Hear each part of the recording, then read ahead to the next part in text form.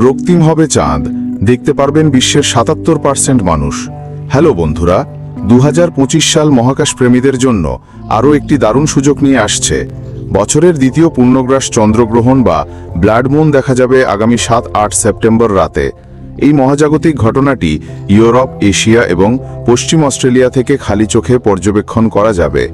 এর প্রতিবেদন অনুসারে এশিয়া এবং পশ্চিম অস্ট্রেলিয়া থেকে গ্রহণের শুরু থেকে শেষ পর্যন্ত প্রতিটি পর্যায়ে দেখার সুযোগ মিলবে, যা এই অঞ্চলগুলোকে গ্রহণের সর্বোত্তম অবস্থানে পরিণত করেছে।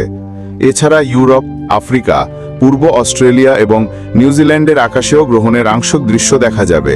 তবে উত্তর ও দক্ষিণ আমেরিকা মহাদেশ থেকে এই গ্রহণটি দেখা যাবে না।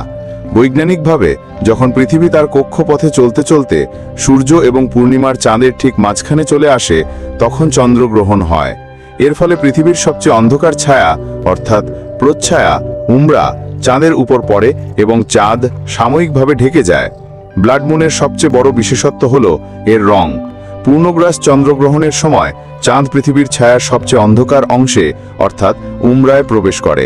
তখন চাঁদে সরাসরি সূর্যের আলো পৌঁছাতে পারে না, কিন্তু পৃথিবীর বায়ুমণ্ডলের মধ্যে দিয়ে যাওয়ার সময় সূর্যের আলো বেঁকে যায় এবং লাল রঙের আলোক রশ্মি চাঁদের উপর পড়ে।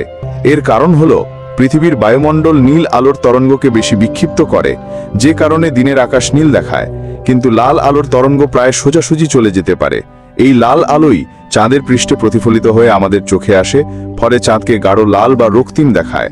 সেপ্টেম্বরের এই গ্রহণটি হতে চলেছে একটি বিরল ঘটনা, কারণ বিশ্বের প্রায় ৭৭% মানুষ অর্থাৎ প্রায় ৬২০ মানুষ এই পূর্ণগ্রাস চন্দ্রগ্রহণের সাক্ষী হতে পারবে।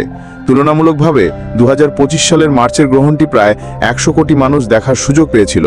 সুতরাং আকাশ পরিষ্কার থাকলে এই অসাধারণ দৃশ্যটি উপভোগ করার জন্য প্রস্তুত থাকতে পারেন বিশ্বজুড়ে কোটি কোটি মানুষ। আপনার মতো আরও মহাকাশ প্রেমীদের জানাতে আমাদের ভিডিওটি তাদের মাঝে শেয়ার করুন এবং এই রকম তথ্যমূলক ভিডিও পেতে আমাদের তথ্যকথা চ্যানেলটি সাবস্ক্রাইব করুন। ধন্যবাদ সবাইকে।